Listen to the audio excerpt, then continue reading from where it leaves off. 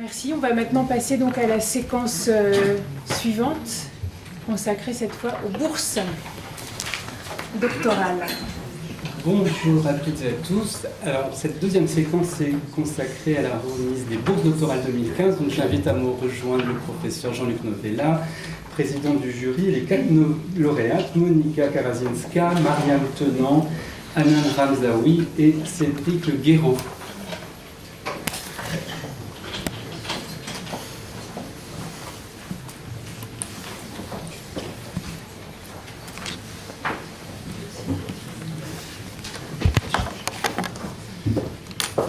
Alors, pendant que les lauréats s'installent, vous savez que dans la politique de soutien de la Fondation Médéric Alzheimer à la recherche, il y a une partie du soutien qui nous tient particulièrement à cœur, c'est celui qui est à destination des jeunes chercheurs. Nous essayons d'encourager de jeunes chercheurs en sciences humaines qui sont en train d'accomplir leur thèse de doctorat ou qui viennent de la soutenir, à consacrer leur travail de doctorat, donc 3 à 4 années de leur vie, au sujet de la maladie d'Alzheimer et des maladies apparentées. Nous avons eu d'année en année des disciplines assez diverses. Cette année, on a eu un grand nombre de candidatures, plus d'une vingtaine, d'une dizaine de disciplines différentes, ce qui veut dire qu'il y a une vitalité de la recherche en sciences humaines et sociales sur ce sujet, avec une grande diversité de disciplines impliquées, ce qui nous tient à cœur parce que ça signifie que, évidemment, les premières à avoir été impliquées, l'économie, la psychologie et la sociologie qu'on a soutenues et primées depuis des années, ne sont plus seules. Et vous allez voir, à la fois avec les boursiers de cette année et puis les renouvelés et les anciens lauréats tout à l'heure, la diversité du panel des disciplines. Je cède tout de suite la parole à Jean-Luc Novella qui nous fait l'amitié depuis plusieurs années de présider ce jury avec Alain Rosenkir et Federico Palermiti, et je voudrais aussi remercier très chaleureusement ceux qui nous font l'amitié aussi d'instruire ces candidatures à l'intérieur de la Fondation et les experts extérieurs qu'ils font, on a parlé de bénévolat à l'instant, qu'ils font bénévolement et qui nous aident beaucoup par leurs compétences. Vous l'imaginez, quand on a 20 dossiers de qualité à sélectionner, qui nous aident beaucoup à les choisir. Je cède la parole au professeur Jean-Luc Novella, donc, qui est professeur de gériatrie au CHU de Reims et président de ce jury des bourses doctorales. Merci bien Fabrice. Je vais faire sobre et court. C'est vrai que pour moi aussi, c'est un vrai plaisir que de participer à ce jury pour plein de raisons différentes. D'abord parce que j'y trouve une très bonne ambiance d'année en année, mais pas que. Dans cette maladie, qu'est la maladie d'Alzheimer, on a ce devoir que d'être ambitieux. Être ambitieux, et cette ambition, c'est demain faire mieux, ou essayer demain de faire mieux. D'arriver à ça, ça veut dire ne pas perdre d'esprit un devoir de recherche dans cette population. Alors même que c'est la plus fragile, la plus vulnérable, celle où la recherche est la plus complexe, la plus compliquée, mais qu'on a ce devoir de veiller à maintenir une activité de recherche dans une population vulnérable. Comme toute entreprise, j'allais dire, demain je serai encore présent grâce à la recherche et le développement. Et que dans cette maladie, on doit voir les choses ainsi en se disant la recherche c'est demain essayer de faire mieux, et parce qu'il s'agit d'une maladie, la recherche ne peut pas être que biomédicale. C'est là la force de la Fondation que de permettre et de maintenir une recherche dans d'autres champs. Et vous allez voir ce matin que les champs sont très diversifiés. Politique publique, architecture, économie, juridique, psychosocial, tous les champs apparaissent. Alors, c'est vrai que les bourses, c'est chaque année beaucoup de projets, souvent de qualité, qu'il nous faut sélectionner. On a pour cela des instructeurs qui, parce qu'ils sont très compétents dans le domaine qui est le leur, participent grandement à la sélection des dossiers, ce qui n'empêche pas et n'exempte pas le jury de revoir tous les dossiers et d'essayer de sélectionner au mieux. Dans cette sélection du au mieux, vous allez voir effectivement ce matin 4 excellents dossiers, en tout cas qui nous a semblé nécessaire d'accompagner. Et c'est là aussi quelque chose sur lequel j'ai jamais trouvé d'équivalent. Et c'est pour ça que participer et présider ce jury est pour moi un vrai plaisir. C'est que on sélectionne une graine et que, comme tout jardinier, on essaye de la planter bien. Et que généralement, la plupart des jurys de bourse que je connais se limitent à ça, sélectionner une graine, veiller à ce qu'elle soit plantée, et puis après, tout le travail du jardinier vous échappe complètement. Le jury de bourse de Médéric veille aussi une fois par an à voir si la graine pousse bien, si on peut par quelques conseils l'aider à pousser encore mieux. Et ces jeunes graines, vous allez les voir ce matin, chacune va présenter un petit peu son travail. Donc on va peut-être commencer par Monika Karenzinska sur les activations et intégrations multimodales dans le vieillissement normal et pathologique. Monika.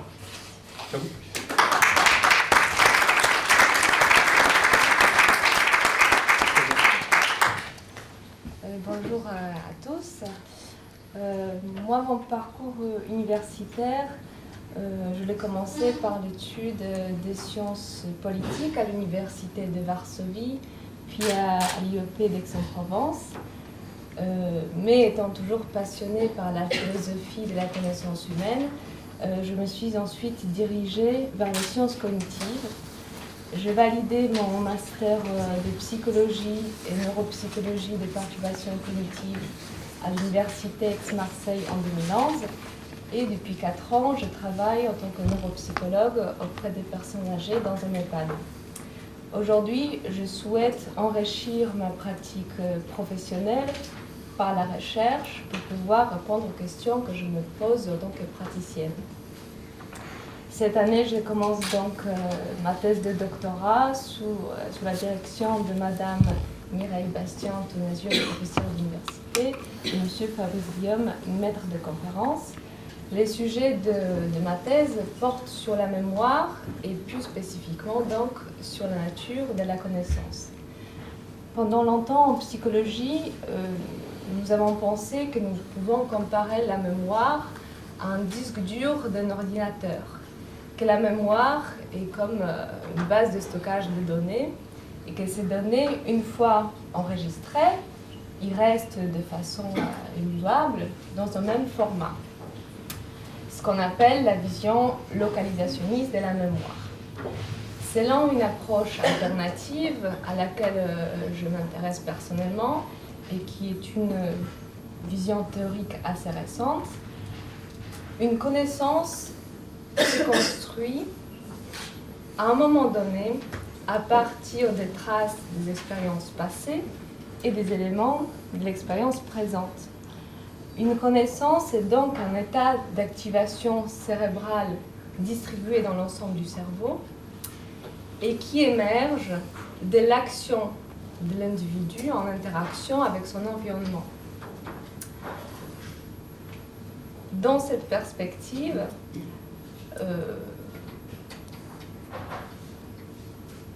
l'hypothèse que je fais de ma recherche par rapport à la personne âgée, pour une personne âgée, cette interaction avec l'environnement devient de plus en plus difficile. La personne voit et entend moins bien, ses actions motrices sont limitées. Je fais donc l'hypothèse que cet appauvrissement d'interaction a un impact très important sur la connaissance, à la fois pour la construction de nouvelles connaissances et pour la réactivation des connaissances anciennes. Ma recherche porte donc sur les aspects fondamentaux, mais elle peut donner lieu à de nombreuses applications pratiques basées sur l'idée selon laquelle permettre à une personne âgée d'agir, c'est prendre soin de sa mémoire. Mon projet est donc fortement lié à mon exercice professionnel, mais sans l'aide de la Fondation, je ne pouvais pas mettre en place un tel projet, malgré le fait que le travail des neuropsychologues soit de plus en plus reconnu. Nous ne disposons que de temps partiel d'intervention dans les institutions. Donc bien sûr, le temps et le financement limités ne permettent pas de mettre en œuvre un tel projet de recherche. Grâce à la Fondation, je pourrais donc lier ma pratique professionnelle avec la recherche. Merci.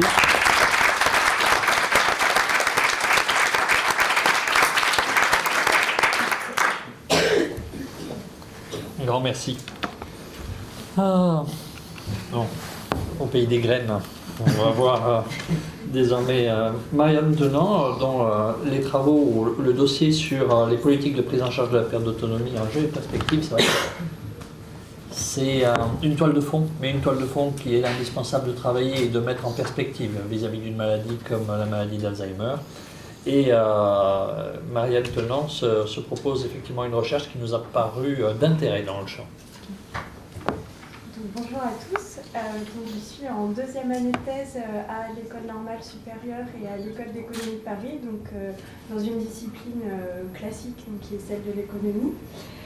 Donc mon travail de recherche porte sur les politiques de prise en charge à la fois donc, sanitaire et médico-sociale des personnes âgées, donc des dépendantes, au sens où elles ont besoin d'une aide humaine pour la réalisation des activités de la vie courante. Pour mener à bien mon projet, donc, je bénéficie de l'encadrement de deux économistes de la santé, donc M. Pierre-Yves Joffard, qui est directeur de recherche à l'UHESS, et Mme Agnès Cramoin, qui est professeure à l'Université Paris. Je pense que je ne vous apprendrai pas grand-chose en vous disant que du fait de l'allongement de l'espérance de vie et du vieillissement des corps de baby-boomers, la France va se trouver confrontée à une forte augmentation de la population âgée dépendante et que plus largement, c'est un phénomène qui concerne l'ensemble des pays développés. Donc, il est vraiment important de réfléchir dès maintenant aux politiques publiques qui vont pouvoir accompagner ce changement démographique majeur en permettant donc, aux personnes âgées de recevoir les aides et les soins dont elles ont besoin. Donc, mon travail de recherche porte plus précisément donc, sur les politiques françaises qui existent à l'heure actuelle et qui sont plus spécifiquement destinées aux personnes qui restent à leur domicile. Il y a en fait deux caractéristiques de l'organisation institutionnelle de la prise en charge des incapacités en France qui m'a intéressée. Donc la première, c'est qu'on fait le choix en France de distinguer les situations de handicap et les situations de dépendance et les prestations qui sont associées. Et également, la deuxième caractéristique qui m'a semblé intéressante, c'est qu'on sépare les soins médicaux des soins dits médico-sociaux et les budgets qui les financent. Et en fait, c'est par ces deux portes d'entrée que je me suis attelée à évaluer l'efficacité des dispositifs existants et leur équité. Donc, pour préciser, donc, ma thèse ne porte pas spécifiquement sur les personnes âgées souffrant de la maladie d'Alzheimer ou de maladies apparentées, mais donc je m'intéresse à des aspects de la dépendance, notamment l'effet du reste à charge sur le recours à l'aide à domicile, la coordination des soins de type médicaux et médico-sociaux, qui me semblent très particulièrement importantes en fait, dans le cas des maladies neurodégénératives.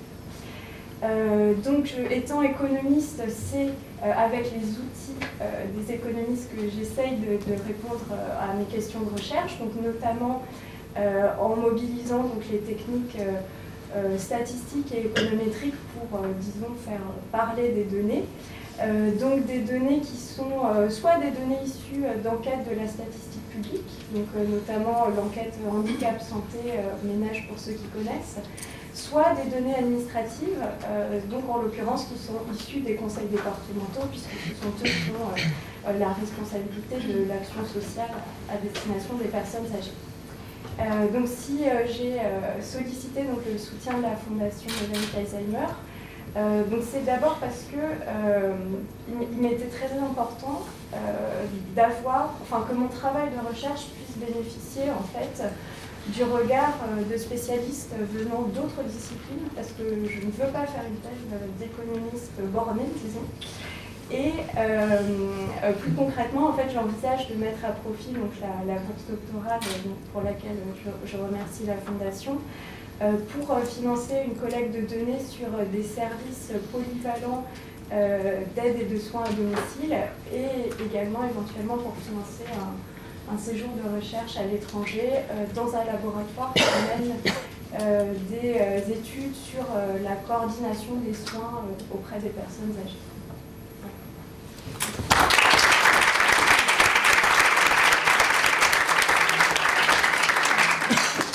Merci bien. Je comprends ce qui m'entoure grâce à mes sens en grande partie. Le sensoriel visuel joue une part importante, pour pas dire primordiale, dans mes facultés du quotidien. C'est ce qui me permet tout à la fois d'avoir un feedback de votre part, mais aussi de m'appesantir parfois un peu plus sur une ou deux personnes, parce qu'elles me paraissent me donner un feedback encore plus important. Que cette appréhension de l'environnement, il joue forcément un rôle important chez les personnes souffrant d'une maladie d'Alzheimer, et leur ajustement dans une situation particulière va dépendre aussi de ça. C'est ce qui a prévalu au fait qu'on voit dans les travaux de Madame Hanan Ramzaoui un potentiel, et que ce potentiel, nous l'avons mis en exergue grâce à la bourse, mais elle va vous présenter ses travaux. Alors bonjour, donc Hanan Ramzaoui, je suis doctorante en 2e année de thèse de neuropsychologie à l'Université de Nice. Et donc mon projet, qui est sous la direction du professeur Sylvain Faure et du docteur Sarah Spotorno, porte sur l'attention et les stratégies d'exploration visuelle des personnes atteintes de la maladie d'Alzheimer. Alors les répercussions de l'attention sur la maladie d'Alzheimer peuvent affecter tous les aspects de la vie quotidienne, tels que la gestion des médicaments ou encore du budget et la conduite automobile. On soupçonne en fait que ces activités de la vie quotidienne peuvent aussi être affaiblies par des difficultés à rechercher un objet dans l'environnement. Et il faut savoir que le monde qui nous entoure comprend une quantité d'informations massives qui sont diverses et variées. Et afin de s'adapter donc à l'environnement, qui est assez complexe, l'attention sélective joue aussi un rôle très important, tout comme la recherche visuelle. De ce fait, si les stratégies d'exploration visuelle et les processus attentionnels sont défaillants, l'individu se trouve alors incapable d'agir dans et sur le monde de façon cohérente. Et dans mon projet de thèse, en fait, l'enregistrement des mouvements oculaires des personnes atteintes de la maladie d'Alzheimer en pleine réalisation d'activités de la vie quotidienne est vraiment l'aspect le plus prometteur. On utilisera en fait une technologie innovante. Il s'agit de lunettes oculométriques pour donc enregistrer les mouvements oculaires des patients lorsqu'ils recherchent un numéro dans un répertoire, par exemple, pour ensuite appeler une personne. Donc l'étude des capacités attentionnelles et des stratégies d'exploration visuelle dans la maladie d'Alzheimer, en lien avec l'autonomie, le niveau d'autonomie de la personne, est donc novateur. C'est aussi un domaine de recherche récent, mais en 2009, Marie-Belle Pinault a notamment reçu une bourse dans ce domaine de recherche qui rejoint le mien. Et donc mes travaux et d'autres travaux, je l'espère, contribueront à l'acquisition de nouvelles connaissances clés sur des aspects à la fois cognitifs et sensoriels qui impactent le quotidien des personnes souffrant de la maladie d'Alzheimer. Les résultats contribueront aussi au développement de programmes de stimulation cognitive qui cibleront les déficits donc, attentionnels et ou perceptifs qui limitent l'autonomie de ces personnes et aussi, je l'espère, à aider à développer et à améliorer les outils de diagnostic précoce, ce qui est très important dans cette maladie. Voilà, je vous remercie.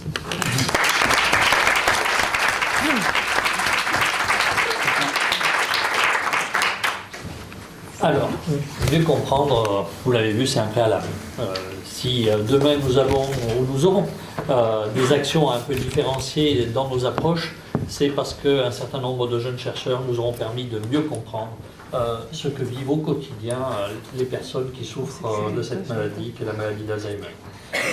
Mieux comprendre, ce n'est pas en soi un but, c'est agir qui est le but.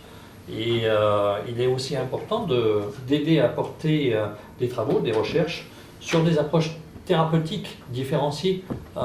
Le soignant que je suis dans mon quotidien sait bien que je suis grandement limité dans les actions thérapeutiques que je propose. Bien sûr que j'essaye d'accompagner, bien sûr que j'essaye d'anticiper, bien sûr que j'essaye de faire au mieux avec les armes qui sont les miennes. Mais nous manquons cruellement de moyens thérapeutiques pour nos patients. Et c'est ce qui a prévalu à l'identification des travaux que se propose de mener M. Guéraud. Mais je vais le laisser présenter ses travaux. Merci. Bonjour, donc je suis Cédric Guéraud, je mène une thèse de doctorat dans le département des sciences de l'éducation sous la direction des professeurs Marie Hanot et Pierre Crolac-Salmon sur la thématique du jeu et de la maladie d'Alzheimer. En fait, j'essaye de m'intéresser de comprendre quelles sont les conditions qui permettent de mener une séance de jeu auprès des malades d'Alzheimer et d'en mesurer les effets thérapeutiques. Ce qui m'intéresse le plus, c'est finalement le jeu plaisir. C'est pas le jeu pour une stimulation motrice ou cognitive, c'est vraiment essayer le jeu plaisir. Est-ce qu'il est encore possible de faire jouer ces malades d'Alzheimer et d'essayer de chercher si le plaisir est thérapeutique.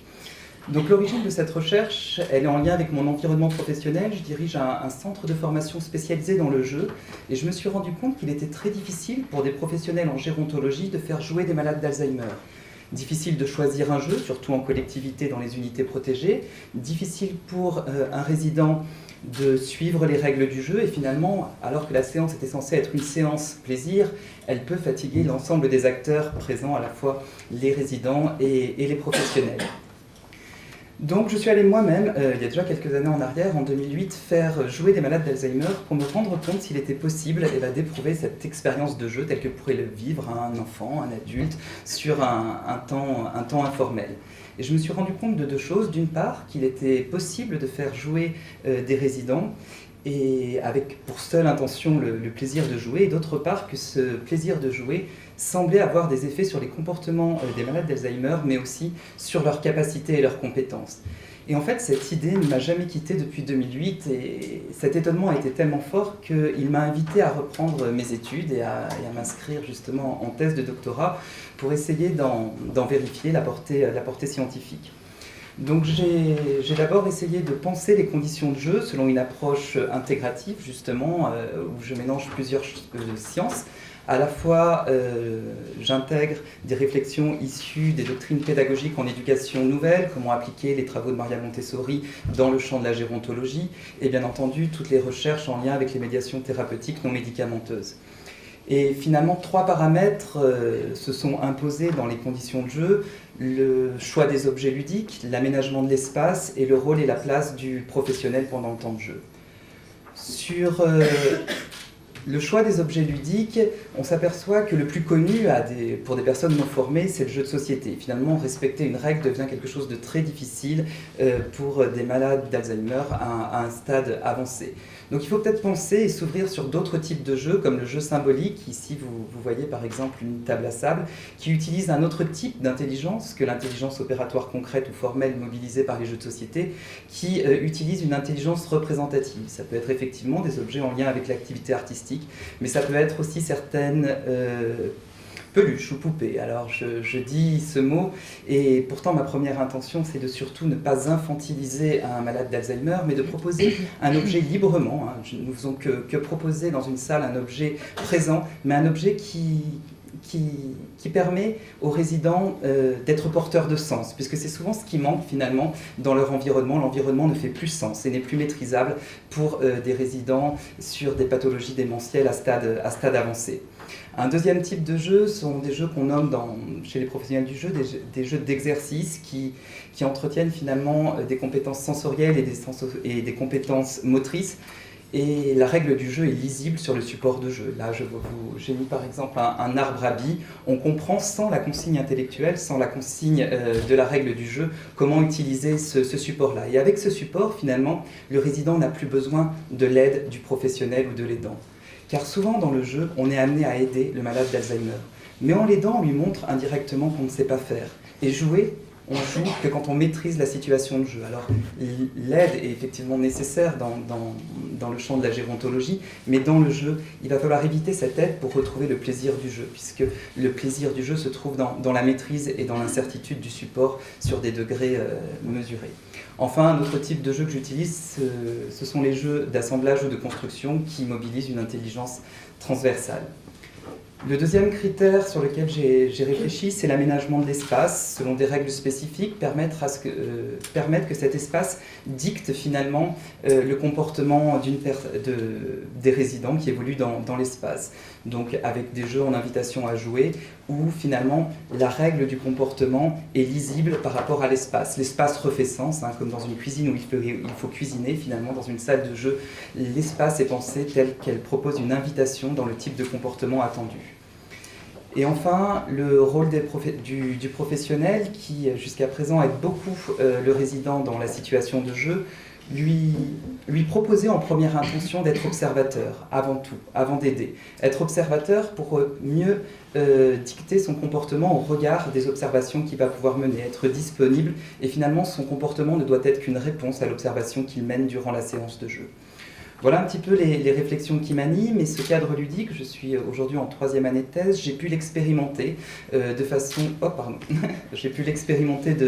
scientifique et auprès de 54 malades d'Alzheimer, avec des échelles standardisées selon un protocole de type Stepwedge, et les premiers résultats montrent 3 résultats intéressants, à la fois la diminution des troubles du comportement durant les séances de jeu, l'augmentation de la qualité de vie des résidents selon une échelle de la DQRL, et enfin l'évolution du bien-être, c'est-à-dire qu'on a mesuré qu'un résident se sentait mieux après une séance de jeu qu'avant, comme à l'image d'une activité sportive où on se sent bien parce qu'on a libéré quelques tensions. Donc l'interprétation de ces premiers résultats m'invite à poser l'hypothèse de la résilience, du cadre ludique comme un espace de résilience, c'est-à-dire un espace qui est à nouveau maîtrisable, où le malade peut évoluer en toute autonomie. Et c'est ce que j'essaye de creuser. Forcément, en travaillant à temps plein dans le centre de formation, j'éprouvais vraiment une grande difficulté à aller au bout de ce travail, et je crois que la Fondation Médéric Alzheimer m'offre vraiment l'opportunité attendue de pouvoir terminer ces travaux qui m'animent aujourd'hui depuis 2008, et je les remercie très chaleureusement. Merci.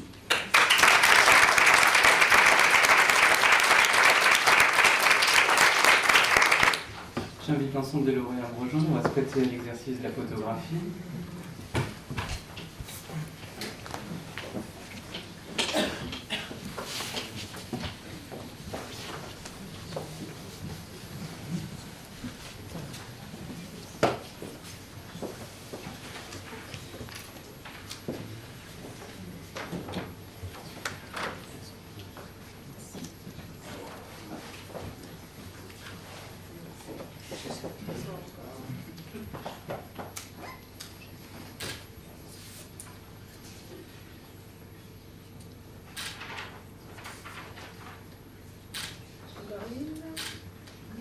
Merci. Bravo, merci.